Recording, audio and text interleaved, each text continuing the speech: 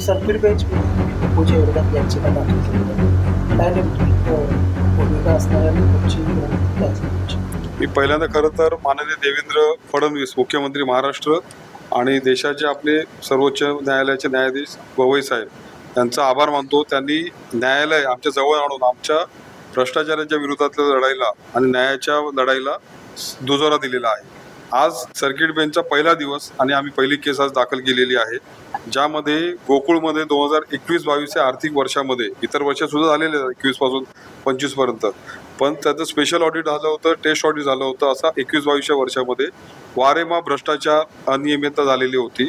त्या विषयामध्ये माननीय न्यायालयामध्ये सुद्धा खटले दाखल झालेले होते, तक्रारी दाखल झालेल्या होत्या. अहमदनगर आताचे अहिल्यानगर जिल्ह्याचे विशेष लेखापरीक्षक मुजगुडे साहेब त्यांनी इकडे येऊन टेस्ट ऑडिट केलेलं होतं आणि त्यांनी त्यांचा रिपोर्ट सादर केलेला होता गोकुळ संचालक बॉडीकडे आणि दुग्ध विकास आयुक्तांकडे. पण त्यावर कायद्यातील तरतुदीप्रमाणे कोणतंही ऑडिट आल्यानंतर त्वरित गुन्हा दाखल होणं अपेक्षित होतं. हे ऑडिटचा रिपोर्ट जमा झाला होता 22 मे 2023ला. हे झालं 3 महिन्याच्या आतमध्ये याच्यातली रिकव्हरी झाली पाहिजे होती आणि त्यातलं रेक्टिफिकेशन झाल्याचा अहवाल हे येणाऱ्या इमिजिएट जे एजीएम असते वार्षिक सभा सर्वसाधारण सभा त्यामध्ये त्यांनी मांडलं पाहिजे 2023च्या सभेमध्ये.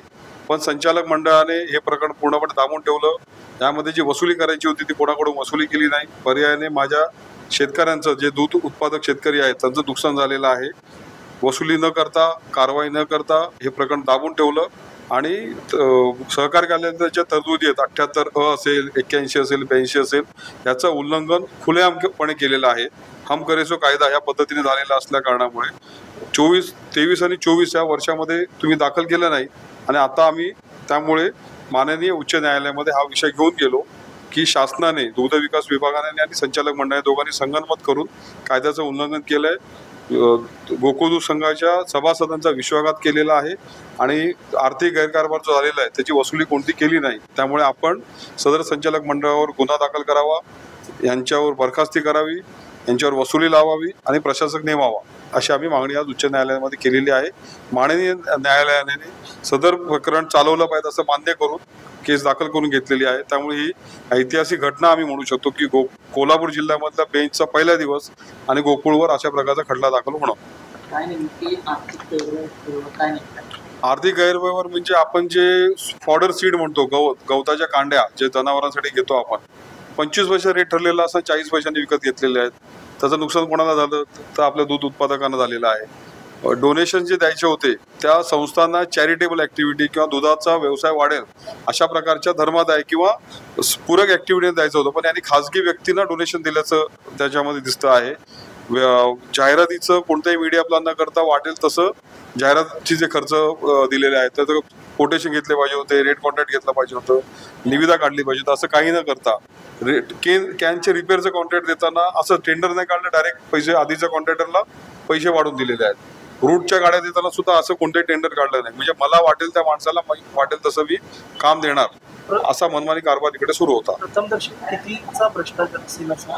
हा करोड रुपयाचा भ्रष्टाचार, कारण की मुंबईतली वाशी जागा काही करोड रुपयाची आहे. 2017 मध्ये संचालक मंडळाने मुंबईमध्ये वाशी असलेल्या जागा कमी पडतीये, अजून एक्स्ट्रा जागा घेतली पाहिजे असा ठराव केला होता. इथपर्यंत ठीक होतं. 2021 मध्ये आणि चोरी छुपे कोणाला न कळवता संचालक मंडळाला सगळ्यांना विश्वासात न घेता सभासदांना सांगता बाहेरच्या जागा घेऊन मोकळी झाले. जेव्हा लक्षात आलं आपल्याकडे कायद्याच्या चुकी झालेल्या आहेत तेव्हा शासनाकडून परवानगी मागायला पत्र टाकलं की आम्ही अशी जागा घेतलेली आहे, तो आपली परवानगी द्यावी. परवानगी काय असते? कृती करण्यापूर्वीची परवानगी असते, घेतल्यानंतर परवानगी मागायला जाण्याचं काय कारण नसतं. तर त्यात सुद्धा भ्रष्टाचार झालेला असू शकतो. पारदर्शकता नाहीये असं ऑडिटरचा अहवाल आहे. त्यामध्ये किती भ्रष्टाचार त्याची पडताळणीच करता येत नाही ना. आता ह्यांना कार्यकारी संचालकांना 3 लाखापर्यंतचा अधिकार आहे, पण यांनी काय केलं, 3 लाखाची खरेदी नाही करायची, वर्षभरामध्ये 10,000ची केली, 15,000 केली, 20,000 केली, पळवाट काढली. हे का केलं तुम्ही? मग 25 पैशाची वस्तू तुम्ही 30-40 पैशाला का विकत घेतली आणि वाढीव दराने का विकत घेतात? अशा अनागोंदी कारभार यांनी केलेला आहे. हो, याचे पुरावे सादर केलेले आहेत. सदर प्रकरणातला 22 मे 2023ला माननीय ऑडिटरने विशेष लेखापरीक्षकांनी राज्य शासनाच्या टेस्ट ऑडिट जमा केलेला आहे, त्याच्यावर स्पेशल ऑडिट जमा केलेलं आहे, त्याच्यातले त्यांच्या फाइंडिंग जमा केलेल्या आहेत.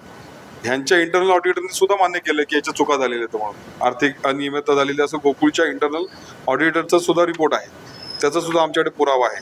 हे जवळजवळ 19 मुद्द्यांचं माझ्याकडे पत्र आता आहे, ज्या ठिकाणी आक्षेप ऑडिटरने कायम ठेवलेले आहेत. हे सफिशियंट पुरावे आहेत आणि हे त्यांनी मान्य पण केलेले आहे. वर्षभरावरती कोकोचे इलेक्शन आहे, अशा असताना निवडणुकीच्या तोंडावरती हे आरोप आपण करतात. याआधी आपण का आम्ही आमचं राजकीय काही नाही. कोल्हापूर जिल्ह्यातला मनमानी कारभार, भ्रष्ट कारभार कसं आहे, कोल्हापूर जिल्ह्यामध्ये मिया आणि भ्रष्टाचार हे एका नाण्याच्या दोन बाजू आहेत. जो मिया 23 तास भ्रष्टाचार करतो तो 24व्या तासाला गोकुळमध्ये भ्रष्टाचार करणार नाही, याच्यावर तर माझा विश्वास नसल्यामुळे आम्ही चौकशी करायला सुरुवात केली. काय प्रकार आहे हा? तर मियाने या ठिकाणी भ्रष्टाचार करायला सुरुवात केली, दिसलं आलं. क्षणोक्षणी हा भ्रष्टाचार अजून मनमानी पद्धतीने करता यावं मग स्वतःच्या मुलाला तिकडे अध्यक्ष करून घेतला. अध्यक्ष झालेल्या गोव्याला फिरायला गेले. इथे लोकांचे इकडे रिजेक्शन वाढायला सुरुवात झाली. मागच्या 2 वर्षामध्ये आम्ही याच्यात का घुसलो? ह्याच्या आधी दुधाचं रिजेक्शनचं प्रमाण फार कमी होतं. गायी त्याच आहेत, म्हशी त्याच आहेत, तुमच्या गाड्या त्याच आहेत, गोकुळ तेच आहे, सगळं तेच आहे.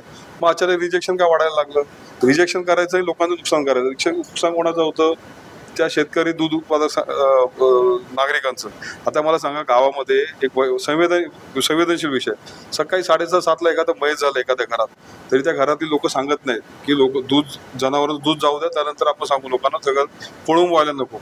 एवढा लोकांचा आस्थेचा जवळचा विषय असताना तुम्ही त्याच्यावर टाळूवरचं लोणी खाताय.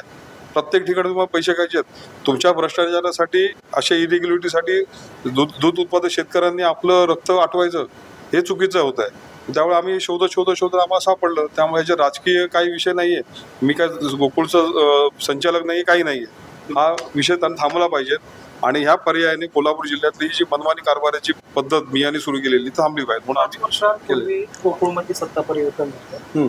दूध उत्पादकांचा फायदा व्हावा म्हणून दूध उत्पादकांनीच या नेत्यांच्या निवडून दिली पाहिजे. हो, आता त्यांच्याकडून असा कारभार अपेक्षित होता. हो, त्यांच्याकडून असा कारभार अपेक्षित नव्हता. दूध उत्पादनाला वाटलं काय भाकरी फिरवल्यानंतर फरक पडतो, थोडं चेंजेस आल्यानंतर चांगलं कॉम्पिटिशन राहते आणि लोकांना फायदा होतो. तसं न होता यांनी रिजेक्शनचं प्रमाण वाढवलं.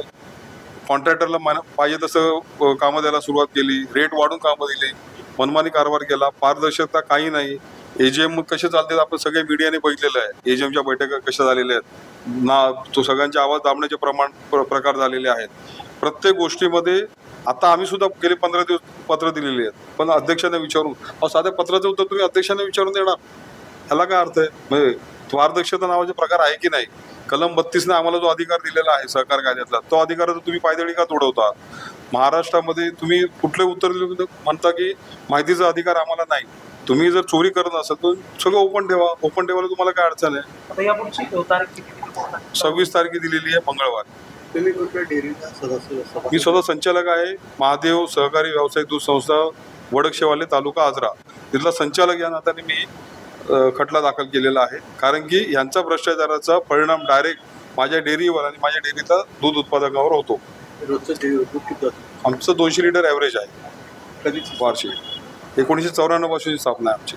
जुनी डेअरी म्हणजे नवीन स्थापन करून यांच्यावर कारवाई करतो असं नाही.